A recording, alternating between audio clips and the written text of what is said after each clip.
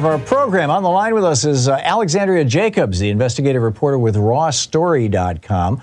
Raw Story, at Raw Story on Twitter, or at Alexandria J News on or Twitter X, whatever you want to call it. Alexandria, welcome to the program. Great piece on Dejoy continuing to destroy the post office. And by the way, my apologies in advance if we lose you during this conversation. We've been having just weird internet gremlins because we had the northern Portland had a huge power failure on Friday, and our router seems to be having hiccups. So anyhow, welcome to the program. Tell us about Dejoy.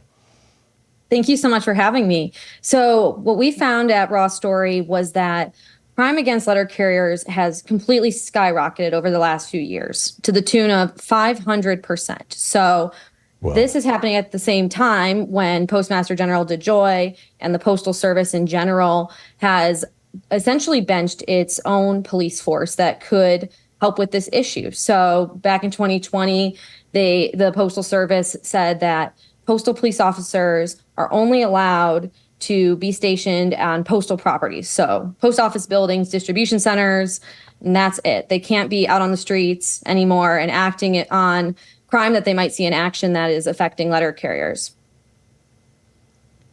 Wow. So is there a causal relationship? I mean, the lack of postal police and the increase in crime, or is it a correlation that's really hurting the postal workers?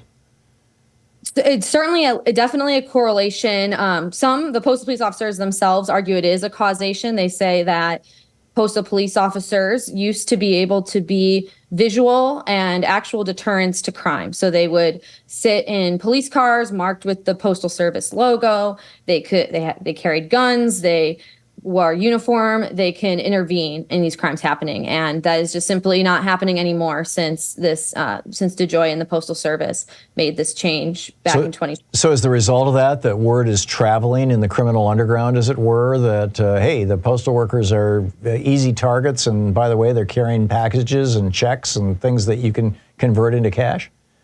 It certainly seems that way, and essentially these robberies, oftentimes they're targeting the keys that letter carriers carry. So they're called arrow keys. And these are universal keys that essentially can open any of the blue boxes we see on our street corners, communal mailboxes in apartment buildings for a given zip code. So in the criminal network, they've learned that if you get a hold of one of these keys, you have, access to an extreme amount of packages, checks, personal information, cash, et cetera. And so it's really lucrative for criminals.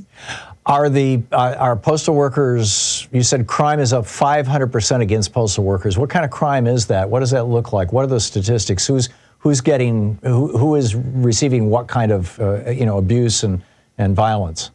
Yeah. So this is primarily happening in cities, but the sources I spoke with said that crime against letter carriers is really on the rise overall throughout the country. And it has been an increase in violent crime. So I spoke with a letter carrier in Chicago who experienced about a year ago. She was on a Friday afternoon, just out working in the middle of the day, and two men came up, put guns to her head, and demanded the keys. So we are seeing this increase in violent crime and assault against letter carriers. That's incredible. Now, I understand that after you published your piece about this violent crime against letter carriers and Louis Dejoy's pulling the cops off the beat, that Congress took notice. Tell us about it. Yes. So there are a few bills that have been proposed that are essentially calling on Dejoy and the Postal Service to use their postal police officers again. So we heard from Representative Fitzpatrick in Pennsylvania, who said, our story at Raw Story further reinforces the need for postal police officers to be allowed to do their jobs out on the streets again. We heard from Delegate in Washington, D.C., who said the same thing. Postal police officers need to be where the crime is. So there are a few bills out there. One is called the Protect Our Letter Carriers Act.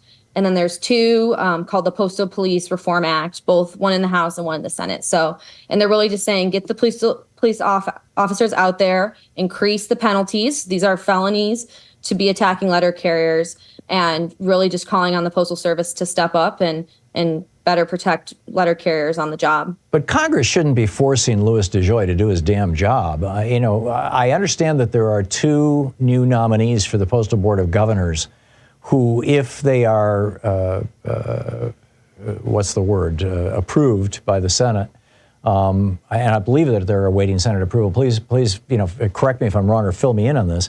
Would vote to fire this guy. What's the status of all that? Yeah, so that is my understanding as well, and I think that's what the members of Congress are saying. They've been for years calling on Dejoy to step up and act. Since 2022. They feel like that he hasn't at all. So certainly that's where we're seeing a lot of this push for a new postmaster general to step up. Dejoy himself has said, we are doing some things to try to combat crime against letter carriers. And that has included more modernization of the mailboxes and these keys that the criminals are after. But what's been done so far really hasn't been enough, is what advocates tell me. So it's called Product Safe Delivery. It's only resulted in the replacement of 50,000 of these keys, and there's 9 million out there. So it's a step, but that's less than 1%. So there's really been this push of there needs to be. Why has Chuck Schumer not prioritized getting these 2 postal governors through? Yeah, that's a great question. And we have bipartisan support for these types of bills, is what we're hearing. So. Yeah, I feel like we're seeing in Congress right now that just not a lot. It takes a lot to get things done and get agreement on both sides. So I think, this is just another one of those situations where, there tends to be this partisan holdup happening, and things that are common sense aren't going through. Right. It is advice and consent by the Senate, right, in this case? Yes, that's my understanding. Yeah. So it might be a good time for people to call 202-224-3121, the Senate switchboard, and ask for their senators and say, get those postal governor people appointed so that they can fire Louis Dejoy, right? Yeah, absolutely. And same when it comes to supporting this type of legislation. We're hearing outrage from not just the letter carriers who are scared to do their jobs, but everyone, because we all get the mail, and we certainly all want our postal carriers to be safe on their jobs. Well, and we're all at risk of having, the check or the insurance company reimbursement or the, whatever it may be, or the package stolen. That's right. And an expert I spoke with, a professor who studies cybercrime, told me that just in the past few years that check fraud has skyrocketed as well, and criminals get these checks from the mail. So to the tune of $100 million a month is being lost through check fraud. Amazing.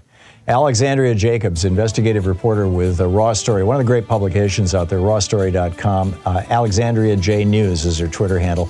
Alexandria, thanks so much for dropping by today. Absolutely. Thank you for having me. Great having you with us. Keep up the great work. Your investigative reporting is having an impact.